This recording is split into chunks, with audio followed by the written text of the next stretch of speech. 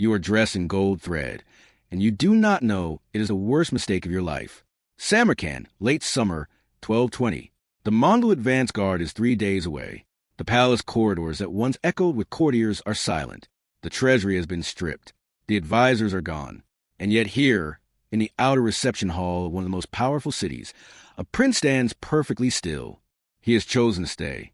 He has chosen to negotiate. He believes, because every law of royal conduct for 5 centuries has told him so, that his rank will protect him. He is about to discover that the Mongols do not recognize the laws he was raised inside. This is a documented historical event. The fall of Khwarezm in 1220 is one of the most recorded conquests of the medieval world. What happened to its royal survivors is not, because the men who wrote the history were working for the men who made those survivors disappear. The tailor finishes, steps back. The robes are magnificent, gold thread on deep blue silk, the embroidered border marking his bloodline, his dynasty, his claim to legitimacy going back generations. He looks exactly like what he is, a prince, an heir, a rival. Within the Mongol symbolic order, those robes were not a statement of power. They were a declaration of everything that had to be unmade. A messenger had arrived the previous day, bearing a golden cup, an arag bowl, the traditional vessel of the steppe, sent ahead by the Mongol commanders as a gesture before formal reception. Protocol demanded the prince accept it. He did. He lifted it. He drank. He had no way of knowing what that gesture meant inside the system closing around him. No way of knowing that across a dozen conquered courts from the Jin dynasty in northern China to the Tangut kingdoms of the western reaches, that same cup had preceded the same sequence of events. Every time, without exception, within 36 hours, this prince would begin to understand. But by then, understanding would not be the same thing as escape. If you are watching this and already feel that something is deeply wrong, that this story is going somewhere the history books did not prepare you for, stay with it. Because the records were not just incomplete, they were deliberately edited. And the proof of that editing is one of the most disturbing archival discoveries in the study of medieval history. Subscribe now, because this documentary goes places the textbooks were paid not to go. By the time Genghis Khan's campaigns reached Samarkand, his empire had already processed dozens of royal courts, Jin dynasty princes, Tangut kings, Kharit and Nayman nobles, leaders of every sedentary civilization that had stood in the path of the Mongol advance. Most of them were gone, but the records of exactly how they were processed, what happened in the days and weeks between their formal submission and their eventual disappearance, are conspicuously, almost surgically, vague. The 3 primary chronicle traditions that cover this period each fail at precisely the same moment. The secret history of the Mongols, written around 1240 in a deliberate cipher script, contains passages about the fate of royal captives that later court historians consistently reglossed or omitted entirely. The Persian chronicler Ata-Malik, writing in 1260 under direct Ilkhanate patronage, the Mongol successor state, included an explicit admission in Book 2 of his History of the World Conqueror. He admitted that certain events involving conquered nobles and their families had been, in his own words, left unrecorded out of consideration for those still living. That admission survives in the original manuscript tradition. It is not a later interpolation. Giovanni knew what he was doing, and he told us he was doing it. The Yuan Shi, the official dynastic history of the Mongol Yuan dynasty, compiled by Ming-era scholars, lists conquered Jin and Song princes in ceremonial subservient roles at the Mongol court. They are listed carrying weapons, pouring wine, attending horses, and then, within a handful of entries, simply stops listing them. No death recorded. No departure noted. The entry closes. The record moves on. This is not the carelessness of history. This is the shape of a system. And the system had a name, a logic, a theology, and a legal code behind it. What the Mongols did to royal captives was not impulsive cruelty. Contemporary scholars who have cross-referenced these fragmented sources now understand that it was something far more deliberate, far more difficult to prosecute across 8 centuries, and far more completely buried. The secret history contains one phrase, left untranslated in several early Western scholarly editions, that sits at the center of all of it. Its meaning, rendered roughly, disposed without leaving a name. We will come back to that phrase, because by the end of this documentary, you will understand exactly what it means and why someone decided it needed to be hidden. The Mongols did not believe they were cruel. That is the first thing to understand. When Genghis Khan's commanders processed a conquered royal court, they were not acting from rage or appetite. They were acting from theology. The Khan ruled by the mandate of Tengri, the eternal sky god of the steppe, and that mandate was, by definition, total. It did not permit the continued existence of rival cosmic authority. A foreign king was not merely a military enemy. He was a false claimant to a legitimacy that belonged, by divine right, to one man and one bloodline alone. His continued presence in the world, even as a prisoner, even in chains, was a form of spiritual contamination. Simply killing him solved nothing. A killed king becomes a martyr. A martyr becomes a story becomes a dynasty in exile, a resistance movement, a reason for his sons to keep fighting. The Mongols had watched this happen. They had studied it. And they had designed something more elegant than execution. The solution was to unmake the king while he still breathed. Contemporary records from multiple independent sources confirm the practice. Conquered rulers of sufficient rank were not imprisoned and not immediately eliminated. They were assigned roles. Specific, visible, humiliating roles.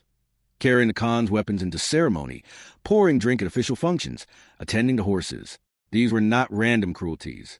They were a public performance of reclassification, witnessed by the courts of allied Khans, by ambassadors, by the administrative apparatus of the empire itself. The man who had been a king was now performing the functions of servant. His body was enacting his new status.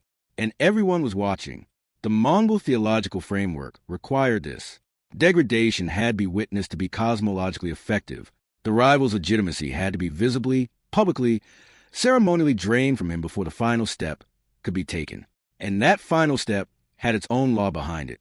The prohibition on spilling noble blood upon the ground is confirmed across multiple independent chronicle traditions, Persian, Chinese, and the secret history itself. For captives of royal rank, bloodless methods of elimination were not merely preferred. Scholars now understand they were legally mandated under provisions of the Yasa, Genghis Khan's imperial legal code.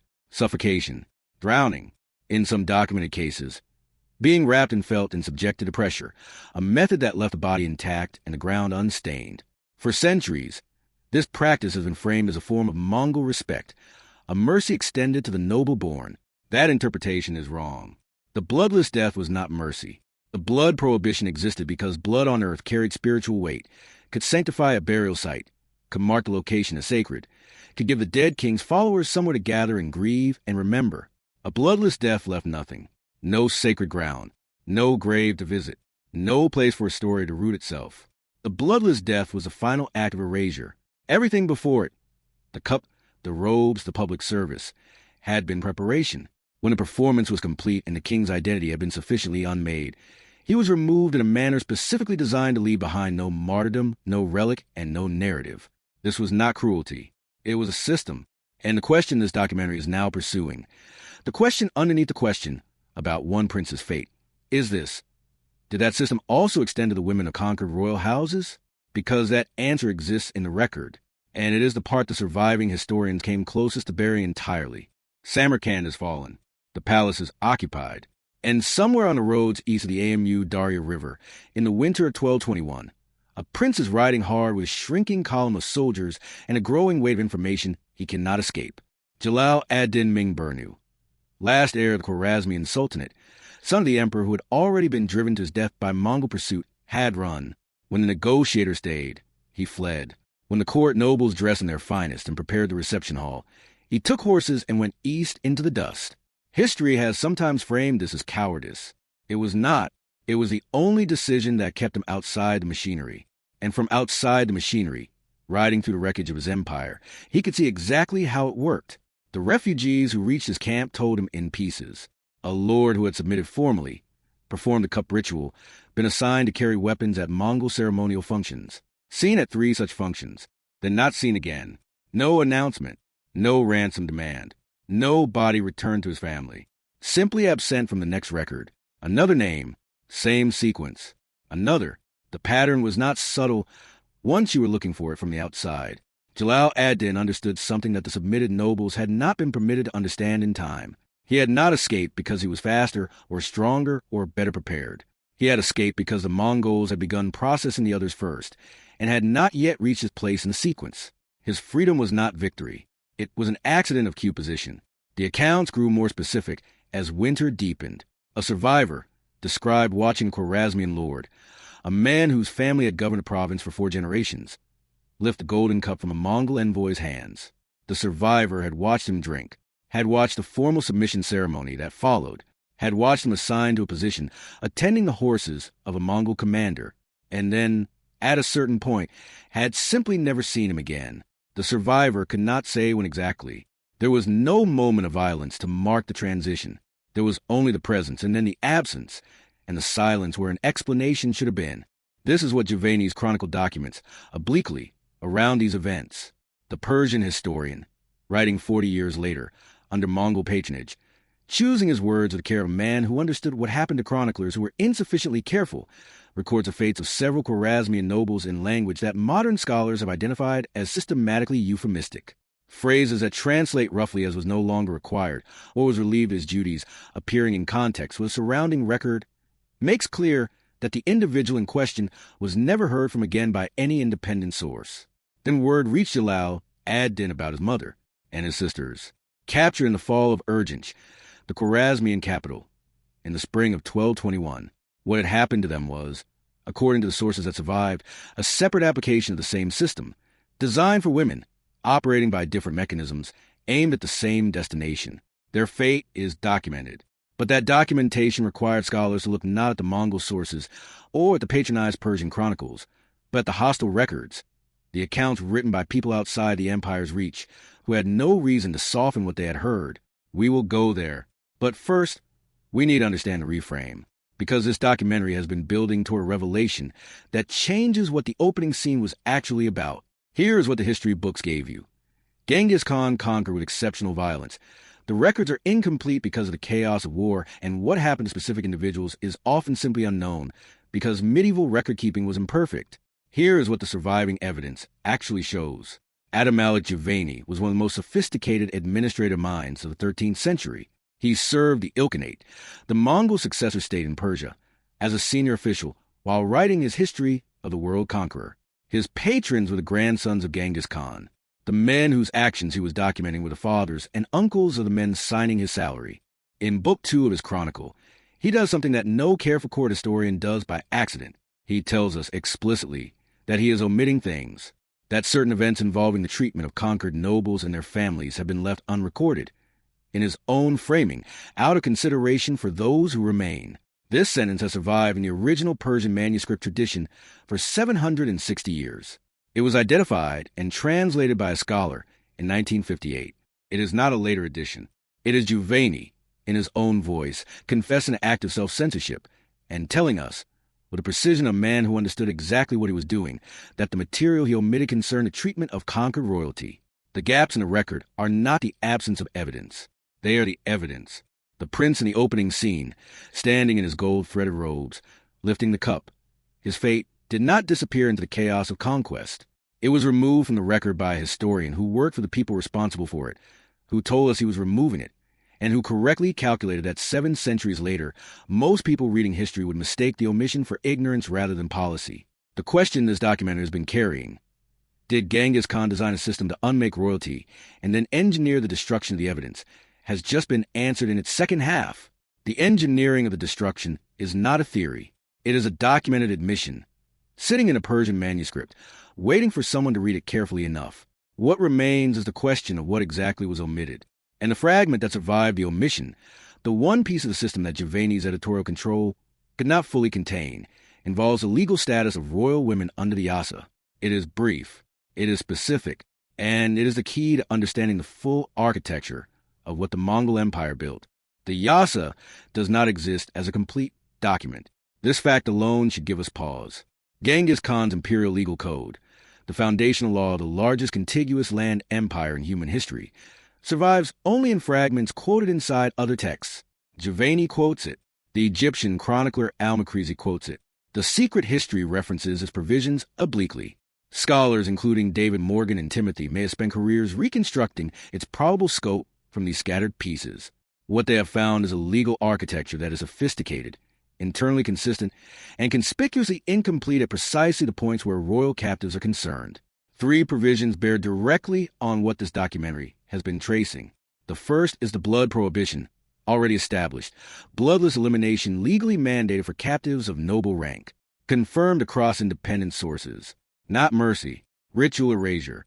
The second is the submission ceremony provision, When a foreign ruler performed formal submission before the Khan, bowing, accepting the cup, undergoing the reclassification ritual, the Yasa treated this as a legal transformation. The man who had been a sovereign was now, in the empire's administrative categories, a subject, not a prisoner of war, not a ransomable hostage, a subject. This single reclassification stripped him of every protection that the laws of warfare between sovereign states had historically provided: diplomatic immunity, the right to ransom, the expectation of honorable treatment. All of it dissolved in the moment the cup touched his lips. He had, in the Mongol legal framework, voluntarily surrendered his status. What happened to him afterward was not the treatment of a captive, it was the internal management of an imperial subject. And internal management left no treaty obligations, no diplomatic record, no external accountability. The third provision concerns rulers who refuse submission. Their fate was technically more severe, but was also far better documented, because refusal was categorized as military resistance and processed through the empire's military legal framework, which left records. The machinery for handling willing submission, performing the unmaking, and then quietly closing the file was more elaborate, and was the part most carefully kept out of surviving record. The Yasa, scholars now understand, did not mandate cruelty. It mandated invisibility. It provided the legal infrastructure for a system in which no conquered royal could become a martyr, a rallying point, or the foundation of a resistance narrative. There is one case the system could not fully contain. One royal captive whose fate was documented across enough independent hostile sources, sources outside Mongol patronage networks, with no incentive to soften the record, that the full sequence became reconstructible. That case is not a name most people know, but it is the key that unlocks the pattern. And it brings us back to the man who ran. Jalal ad-Din Mingburnu survived Genghis Khan. The Khan died in August 1227, still pursuing the campaigns of his final years, and Jalal ad-Din outlived him. He spent those years in motion, fighting, losing, rebuilding, losing again, a fugitive king assembling and reassembling armies from the fragments of a civilization the Mongols had methodically dissolved. He retook territory. He lost it. He made alliances that collapsed. He was, by any military measure, never defeated in the field by Genghis Khan directly. He crossed the Indus under pursuit, losing his family in the river crossing, and Genghis Khan, documented in multiple sources, watched from the bank and reportedly acknowledged the escape with something that read as admiration. History has sometimes told us as a story of the one man who defied Genghis Khan, the one royal who slipped the net. Here is what the record actually shows. By 1231, Jalal ad-Din is in the mountains of Anatolia. Genghis Khan's successors, the second generation of the empire, methodical and patient, have been closing the distance for years. He commands a force that grows and shrinks with each season. He controls no fixed territory. He has no functioning court, no treasury, no administrative apparatus. He is, in every functional sense, a king with nothing a king requires to be a king. The title exists. The substance has been dissolved. He is killed that year, not by Mongol soldiers, but by Kurdish mountaineers, in circumstances that suggest he was no longer protected by the kind of loyal retinue that a ruler with real resources could maintain. When the Mongol commanders received news of his death, the response documented in the contemporary sources is not celebration. It is not relief. It is something scholars have noted with particular care: indifference. One commander's reported reaction amounts to a notation that the matter had resolved itself, because from the Mongol perspective, the unmaking had already been accomplished. The cup he never drank, the ceremony he never performed, none of it had mattered in the end. A king without a kingdom, without a court, without a fixed location, without a functioning lineage, without anyone to administer or protect. That king had been cosmologically dissolved by the simple fact of his circumstances. The decade of flight had done to him exactly what the cup would have done in Samarkand. He had been reclassified, not by ceremony, but by attrition. The system's most terrifying feature was never the ritual. The ritual was just the efficient version. The underlying logic that a rival's legitimacy could be drained until nothing remained, operated with or without the cup, the robes, the witness submission. Running had not saved him from the system. It had only changed which mechanism the system used on him. And that leaves one question, sitting very quietly in the space after that realization. If the man who ran, the man who fought, who survived, who was documented across dozens of independent sources, ended this way, then what does that tell us about the ones the record does contain? The ones who accepted the cup, who performed the ceremony, who appeared in the court rosters for 3 entries, for entries, 5 entries, and then stopped appearing. They were not lost to history.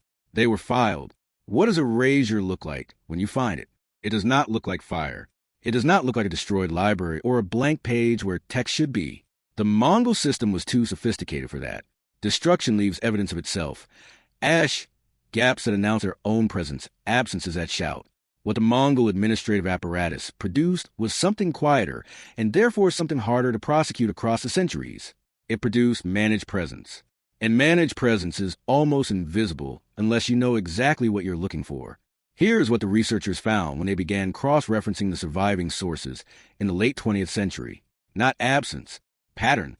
Jin dynasty princes appear in the Yuan Shi, the official dynastic history compiled by Ming-era scholars from Mongol administrative records, in the ceremonial capacity that the system assigned to submitted royals, weapon bearers, cup pourers, attendants at formal functions of the imperial court. They are listed by name. They are listed by former title. They appear across 4 entries, 5 entries, sometimes 6. The records are specific enough to confirm these were real individuals, real functions, real dates. And then, at a certain point in each file, the entries stop, not with a death notice, not with notation of departure or reassignment or ransom. The entry simply closes. The name appears for the last time. The record moves on to the next item. The administrative apparatus continues functioning, accounting for everything around the absence, and the absence itself is given no category, no explanation, no date. Scholars who specialize in Yuan dynasty administrative records have a term for this pattern: administrative disappearance. The process by which a person ceases to exist in the documentary record, not because a documented event removed them, but because the bureaucratic system that had been tracking them simply stopped. The file closes. No reason required. The system was designed so that no reason was required, because requiring a reason would mean creating a record of why, and a record of why was precisely what the system was engineered to prevent. This is the Mongol Empire's most durable achievement, and it has nothing to do with territory or military tactics. It produced a historical record in which the most consequential events, the deliberate, systematic dismantling of dynastic legitimacy across a dozen civilizations, are present in that record only as the shape of what is missing. The gaps are load-bearing. Remove them and the structure collapses into the sanitized version, the version most people were taught, the version in which the Mongols were violent but impersonal, destructive but not calculating, conquerors of cities rather than architects of disappearance. The Tangut royal archives are gone, destroyed in the 1227 campaign. The early Khwarezmian court records are gone. The Jurchen Jin imperial genealogies are fragmentary at best. These are not coincidental losses. The campaigns that produced the captives also destroyed the independent documentary infrastructure that might have confirmed what happened to them. The empire did not only erase the people, it erased the context that would have made the erasure legible. What survives is what the empire could not reach. The accounts written by rulers who were never conquered, the Mamluk Sultanate of Egypt, certain Song dynasty observers writing in the generation after the northern campaigns, Armenian and Georgian chroniclers operating at the edges of the empire's administrative reach. These sources had no patronage relationship with the Mongols. They had no reason to soften the record, and what they recorded in fragments, in diplomatic dispatches, in the marginal notations of chronicles whose primary subject was something else entirely, is a picture of what the submitted courts had undergone that is more specific, more damning, and more consistent across independent sources than anything the patronized historians produced. The most disturbing detail in those external sources is not a single event. It is a behavioral pattern. Rulers at the edges of the Mongol advance, kingdoms that had received embassies, heard the accounts of refugees, understood what submission had meant for their neighbors, began refusing negotiations specifically because of what they had learned about the cup. The horror of the system had escaped the system's control. The erasure was never total. The people it was designed to intimidate understood exactly what it meant. The cup's reputation traveled faster than the Mongol army, and in the territories where that reputation arrived first, it produced exactly the resistance it was designed to prevent, which means the system contained its own contradiction. The more completely it functioned, the more thoroughly it unmade submitted royals and closed their files, the more clearly its existence was broadcast to every court that heard the survivors' accounts. The silence it produced was deafening to anyone listening from the outside. And here, at the end of this investigation, we return to the prince in the opening scene. The gold-threaded robes, the quiet palace, the cup lifted and accepted in good faith by a man who believed he understood the rules of the world he was living in. Somewhere in the archives would have been his dynasty, a genealogy, a court roster, a succession document. His name would have been recorded, his title, his lineage going back through his father's line, his grandfather's, the full weight of inherited legitimacy that the robes were designed to display.